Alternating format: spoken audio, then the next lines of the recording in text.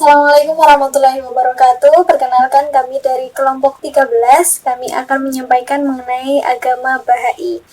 Di sini kami beranggotakan Salwa Asli Nur Akilah, Rizky Nur Amalia, dan saya Sarah Sabar Septiana. Di sini kami akan menyampaikan mengenai agama Bahai. Mungkin teman-teman masih sedikit asing mengenai apa itu agama Bahai. Nah, pada kesempatan kali ini kami kelompok 13 akan menyampaikan mengenai agama Bahai.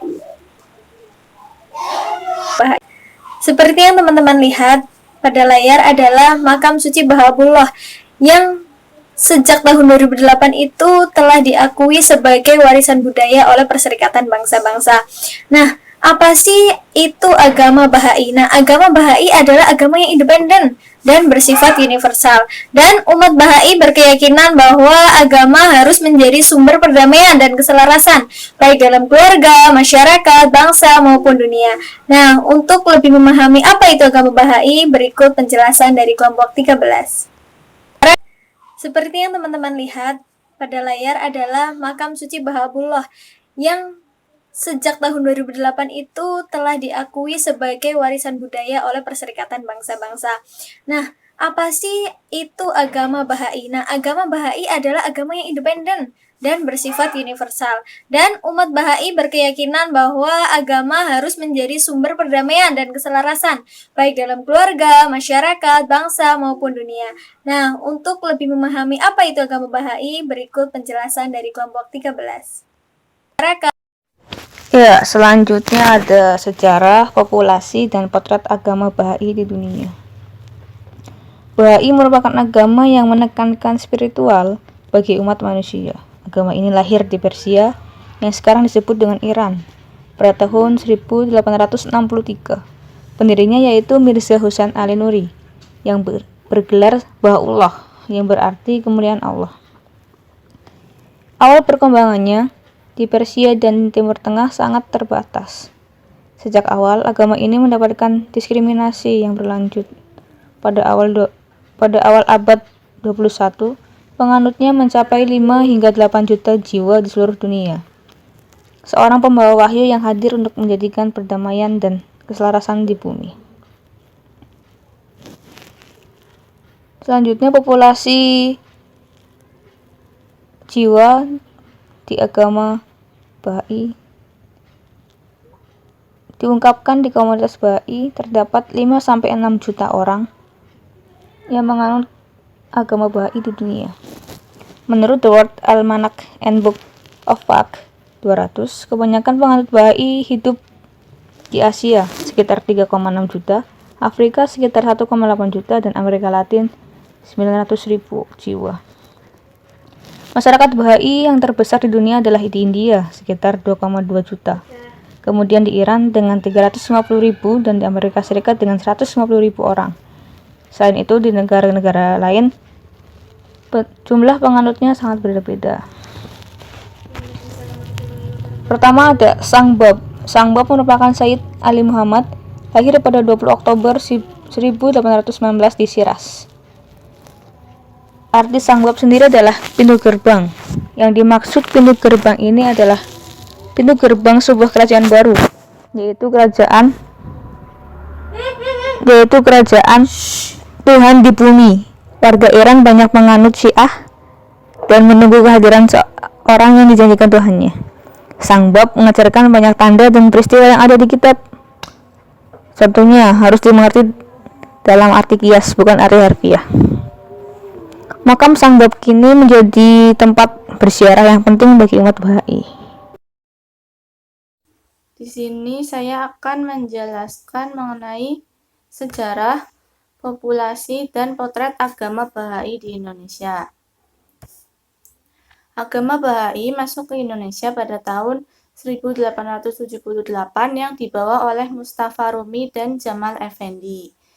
Mereka merupakan dua orang pedagang yang sedang mengadakan perjalanan keliling ke Indonesia, India, Singapura, serta Burma atau Myanmar. Ketika mereka datang ke setiap tempat yang mereka kunjungi, mereka mendapatkan sambutan yang baik oleh para pembesar-pembesar di daerah yang mereka kunjungi. Mereka pertama kali datang ke Batavia di tahun 1878. Setelah mereka mendatangi Batavia, selanjutnya mereka mengunjungi Bali dan Surabaya. Ketika kedatangan mereka di Bali, hal tersebut diketahui oleh Raja Bali dan permaisurinya yang dilahirkan dalam keluarga Muslim dan menikah dengan raja yang beragama Buddha. Permaisuri itulah yang mengundang Mustafa Rumi dan Jamal Effendi ke istananya. Dalam beberapa pertemuannya dengan Jamal Effendi dan Mustafa Rumi, permaisuri terlihat sangat tertarik dengan ajaran yang mereka bawa atau mereka sampaikan kepada kedua orang ini.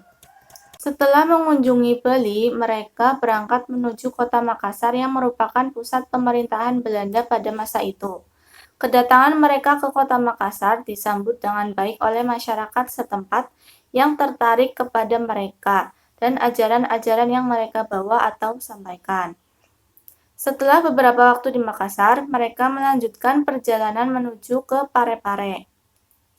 Pada waktu itu, daerah tersebut dikuasai oleh Raja Fata Aran Matwa Aran Rafan, yang berarti raja yang agung dan raja dari semua raja.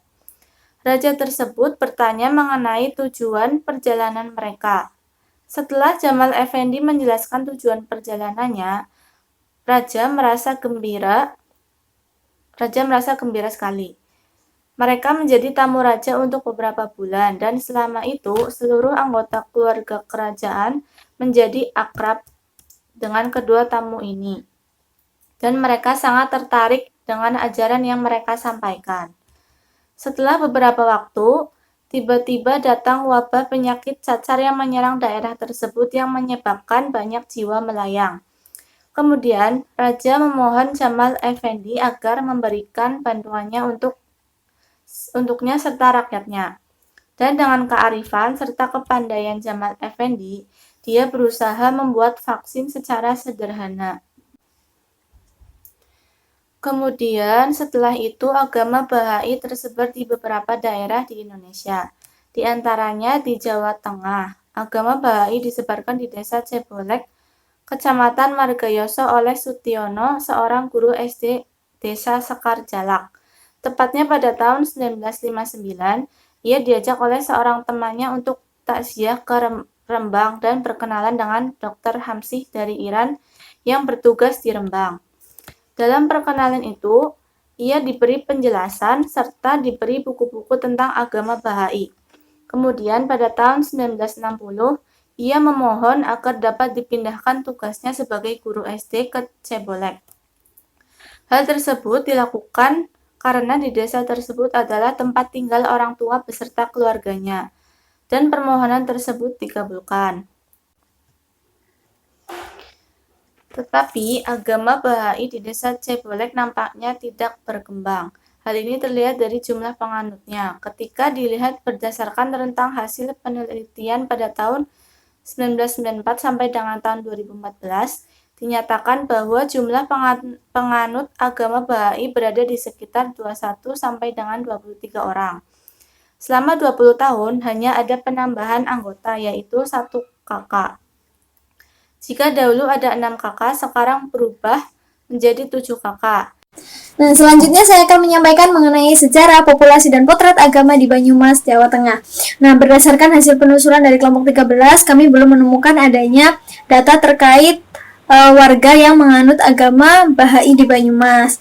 Di Banyumas itu kita belum bisa menemukan adanya komunitas atau kelompok yang menganut agama Bahai. Nah, berdasarkan data dari Badan Statistik bersumber dari Kantor Kementerian Agama Kabupaten Banyumas, sejumlah 1 juta jiwa lebih itu menganut agama Islam, 16 ribuan menganut agama Kristen Protestan, kemudian 11.293 Kristen Katolik dan 661 Hindu, 2.205 Buddha, 85 Konghucu, dan 127 penduduk penganut kepercayaan. Nah, dari data tersebut kita mengetahui bahwa di Banyumas sendiri itu belum ada yang menganut agama Bahai. Nah, untuk penduduk penganut kepercayaan atau 127 penduduk tersebut itu menganut kepercayaan kejawen, yaitu masih memegang erat budaya tradisi Jawa.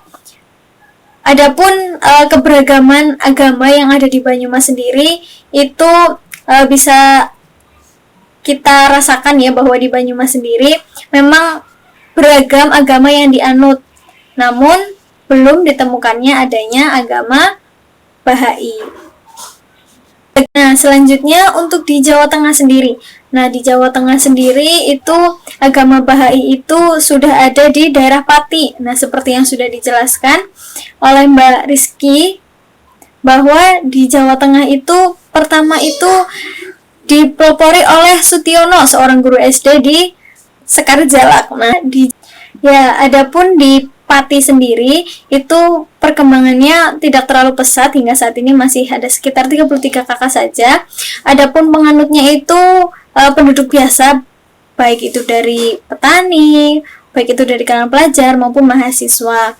Adapun di daerah Pati sendiri untuk penganut agama Bahai itu sudah terstruktur, di mana di sana sudah ada majelis yang tugasnya itu menangani segala utusan yang berkaitan dengan kerohanian dan agama, termasuk urusan perkawinan, penguburan mayat, penyelenggaraan pertemuan rohani, penerimaan dana, pemecahan persoalan-persoalan yang ada dalam masyarakat Bahai. Nah, untuk musyawarah sendiri itu dilaksanakan setiap tanggal 19 Penanggalan Bahai. Nah, untuk di Pati sendiri, meskipun sudah ada penganut atau pengikut agama Bahai, namun masih mendapatkan diskriminasi karena minoritas, dan beberapa masyarakat itu mengalami kesulitan di mana mereka ketika membuat KTP, KK dan sebagainya itu masih mengalami kesulitan, di mana ketika kolom agama pada KTP atau KK mereka masih kesulitan untuk mencantumkan agama Bahai. Mungkin karena memang agama Bahai ini di Jawa Tengah itu masih sangat awam oleh masyarakat sekitar. Jadi Selanjutnya yaitu ajaran hari besar dan ritual ibadah agama Bahai. Ajaran-ajaran agama Bahai antara lain adalah yaitu keesaan Tuhan. Tujuan agama Bahai adalah mempersatukan umat manusia. Di dalam ajaran Bahai diajarkan bahwa manusia adalah buah-buah dari satu pohon dan daun-daun dari satu dahan. Meskipun berbeda satu sama lain secara jasmani dan perasaan, meskipun memiliki bakat dan kemampuan yang berbeda-beda, namun manusia tumbuh dari satu akar yang sama. Semua manusia adalah satu keluarga manusia. Kemudian, ajaran yang kedua yaitu keselarasan dan toleransi antar umat beragama. Umat Bahai percaya bahwa tujuan agama adalah mewujudkan persatuan dan kebahagiaan bagi seluruh umat manusia, saling menghormati dan mencintai, serta kerjasama di antara pemeluk agama yang berbeda akan membantu terwujudnya masyarakat yang damai. Karena itu, umat Bahai aktif berperan di berbagai usaha serta proyek-proyek yang memajukan persatuan agama dan yang meningkatkan pengetahuan dan pemahaman terhadap agama-agama lain. Yang ketiga yaitu kesatuan umat manusia. Agama Bahai mengajarkan bahwa semua manusia adalah sama di hadapan Tuhan, dan mereka harus diperlakukan dengan baik, harus saling menghargai dan menghormati. Kemudian ajaran yang keempat yaitu sifat roh dan kehidupan sesudah mati. Kemudian yaitu ada budi pekerti yang luhur. Selanjutnya yaitu kehidupan yang murni dan suci. Dan sembahyang wajib, puasa dan doa. Kemudian musyawarah sebagai landasan pengambilan keputusan.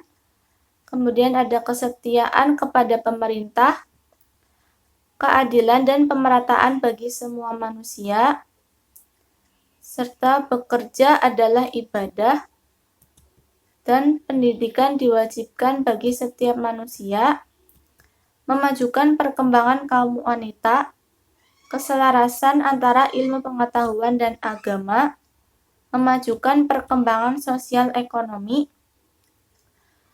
kesatuan dalam keanekaragaman, dan yang terakhir adalah sifat dasar manusia dan keluhurannya.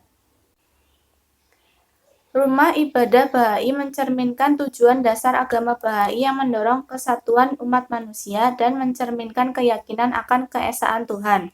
Rumah ibadah ini dipersembahkan kepada Tuhan Yang Maha Esa dan sebagai tempat terbit pujian kepada Tuhan. Rumah ibadah Bahai merupakan sumbangan masyarakat Bahai bagi seluruh umat manusia, termasuk semua pemeluk agama yang berbeda-beda. Rumah ibadah tersebut merupakan tempat untuk berdoa dan bermeditasi bagi individu dan masyarakat. Tidak dibatasi hanya untuk umat Bahai saja. Baha'ullah mengajarkan bahwa doa dan sembahyang merupakan percakapan antara manusia dan penciptanya yang bersifat rohani dan tidak harus dilaksanakan di rumah ibadah khusus. Saat ini rumah Bahai sudah ada di setiap benua di New Delhi, India, di Apia, Samoa Barat, di Kampala, Uganda, di Sydney, Australia, di Panama City, Panama, di Wilmette, Illinois, Amerika Serikat, di Frankfurt, Jerman, dan di Chili, Amerika Latin. Rumah ibadah Bahai dibangun dengan dana yang hanya berasal dari sumbangan orang-orang Bahai dari seluruh dunia. Selanjutnya, struktur organisasi dan kepemimpinan agama Bahai. Menurut agama Bahai, kepemimpinan tidak dipandang seperti kepemimpinan yang ada biasanya, karena menurutnya tidak ada kepemimpinan perseorangan. Karena setelah Sogi Effendi atau wali agama Allah itu meninggal, tidak ada lagi yang namanya kepemimpinan perseorangan. Pendapat itu telah ditulis suci dalam Baha'ullah jauh sebelum Sogi Effendi ditunjuk menjadi wali Allah. Agama Bahai berpandangan banyak pendeta dan ulama yang hebat, tetapi perpecahan umat yang terjadi sekarang adalah sebab mereka. Hal ini menimbulkan peperangan, bahkan pertumpahan darah yang mengatasnamakan agama. Perpecahan semacam itu juga akan terjadi pada agama Bahai, karena agama Bahai tidak memiliki pendeta atau ulama yang membentuk kelompok mukmin. Dalam agama ini semua disamaratakan. Tidak ada seorang pun yang memiliki hak untuk menafsirkan ajaran dan tulisan Baha'ullah. Wewenang tersebut hanya diberikan kepada Abdul Baha oleh Baha'ullah sendiri, dan setelah Abdul Baha, hak tersebut diberikan kepada Sogi Effendi. Itulah sebabnya tidak ada kepemimpinan perseorangan, karena dikhawatirkan menyebabkan perpecahan di antara umat Bahai. Baha'ullah telah menghapus lembaga kependetaan dan keulamaan agar tidak ada seorang pun yang dapat menyalahgunakan agama untuk kepentingan pribadi dan dunia.